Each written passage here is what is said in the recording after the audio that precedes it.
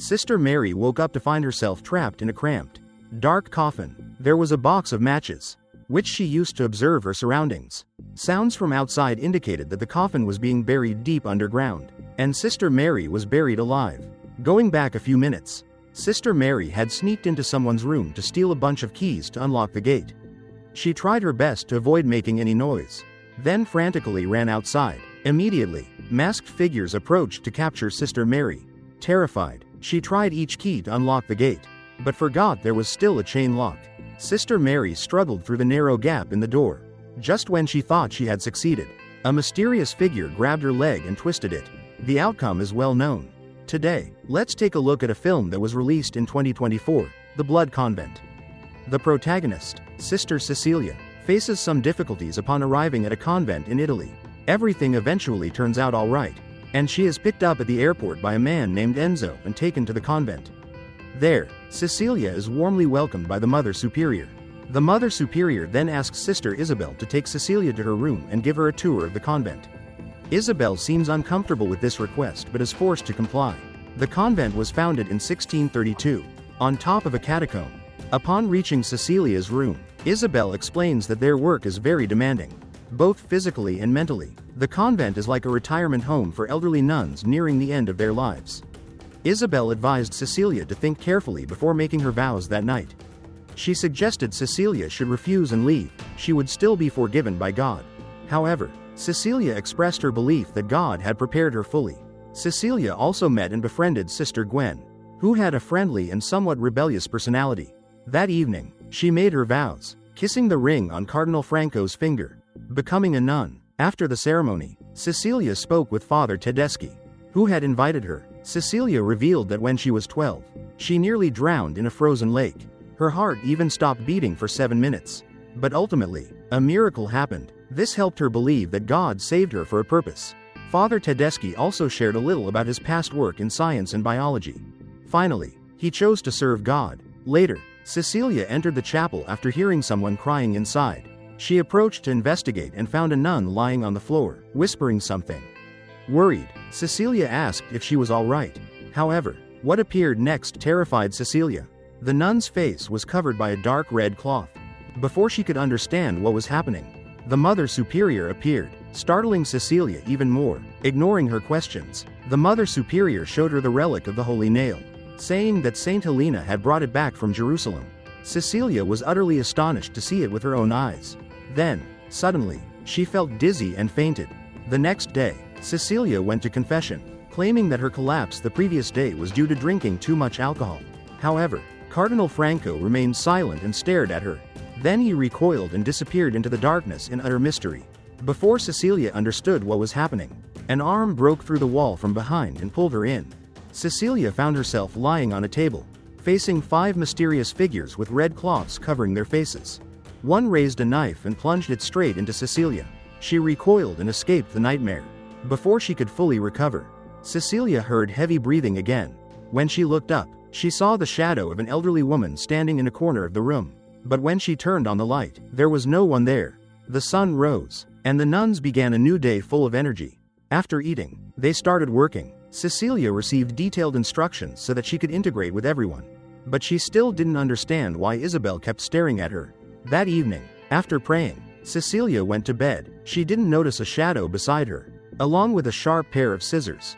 By the time she realized it, a section of her hair had been cut off. This elderly nun seemed mentally unstable, constantly bothering and following Cecilia since she first entered the convent. She helped her back to bed.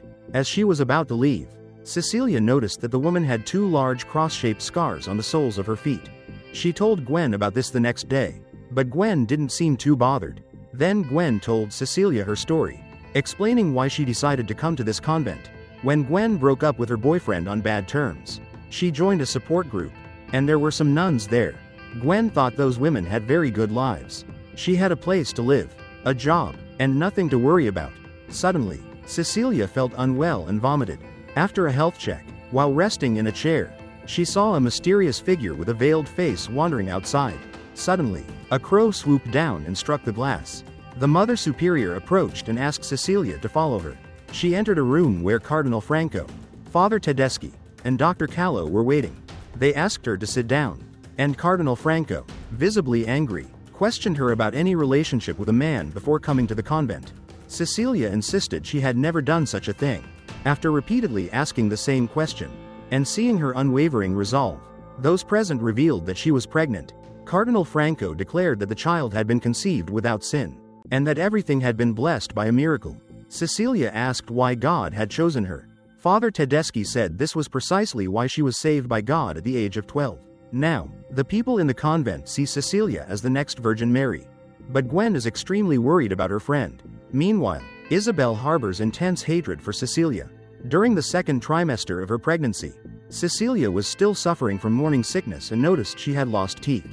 Her only job now was to eat and rest well to ensure the health of the baby in her womb. While bathing, Cecilia was suddenly attacked and submerged underwater. The perpetrator was none other than Isabel. As she was being submerged, Isabel said that this should have happened to her. Fortunately, the incident was discovered. As she was being dragged away, Isabel kept saying they should try again. Dr. Callow examined the baby and told Tedeschi that everything was fine. Cecilia mentioned Isabel's words, but the priest revealed that she was mentally ill. Seeing the miracle happen to Cecilia shocked Isabel. She then requested to see another doctor or go to the nearest hospital for a checkup. But Tedeschi reassured her, giving various reasons to prevent her from leaving. Tedeschi explained that hospitals were unsafe places, full of germs, and that news of the miracle would spread widely. For safety, Cecilia should stay at the convent until the baby, or the Savior, was born. Cecilia left, walking down the corridor where she saw two nuns wearing veils by the window. Then, from a distance, someone jumped from the convent roof. Cecilia ran to them and recognized it was Isabel. Mysterious events continued to occur more frequently. Gwen warned her to be more cautious around the people in the convent. Tedeschi interrupted their conversation. This only further angered Gwen, who decided to voice her thoughts to everyone present. She publicly criticized them but was quickly subdued by Tedeschi and Enzo. That evening, the painting of the Virgin Mary suddenly fell, revealing a passage from the Bible written on it. When Cecilia opened the book, the writing on the wall was in Italian. The content was something along the lines of, "The lone Satan often disguises paintings as angels." This served as a warning to Cecilia. As the convent was facing serious problems, she sneaked into Cardinal Franco's office, reviewed her file, and was shocked to discover they had information about her drowning before it was told to Father Tedeschi. Cecilia heard the screams and did what any horror movie character would do. She went closer to where the screams were coming from. She then witnessed Gwen being tortured. The hooded figure was cutting out her tongue for blasphemy. The older nun appeared again, this time giving Cecilia a cross made from her own hair. Cecilia tried to ask for her help to leave the convent, but only received the answer that she would never be able to leave. Early the next morning, the Mother Superior rushed to Cecilia's room upon hearing her agonizing screams. Cecilia was covered in blood. Everyone realized the severity of the situation, and Cecilia, writhing in pain, begged to be taken to the hospital. Initially, Tedeschi refused, but eventually, he reluctantly agreed. Staying in Cecilia's room, the Mother Superior continuously prayed for the baby's safety. The Mother Superior bent down to investigate and discovered the carcass of a chicken hidden inside a cloth bundle. She immediately called Father Tedeschi to inform him that Cecilia was faking a miscarriage. Cecilia then tried to escape through the door but was quickly caught. The Mother Superior was furious, and the true nature of those present was evident. They didn't care about Cecilia. What they cared about was the baby in her womb. Cecilia was then tied to a wheelchair, and Tedeschi explained everything. Before becoming a priest, he was a geneticist. Tedeschi had discovered some tissue, small bone fragments, and blood of Christ remaining from the Holy Nail relic. He was using these things in the hope of creating a new Messiah. After 20 years of research, Tedeschi finally succeeded with Cecilia's body.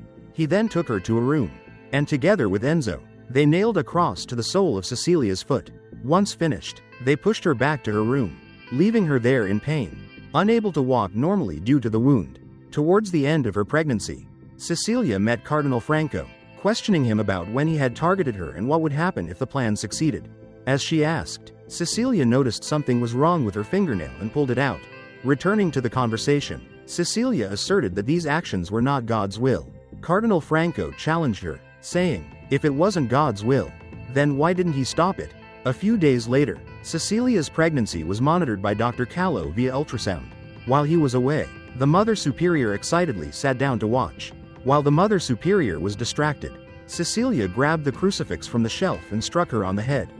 In a fit of rage, she went downstairs and murdered the Mother Superior, then left with her heavily pregnant belly.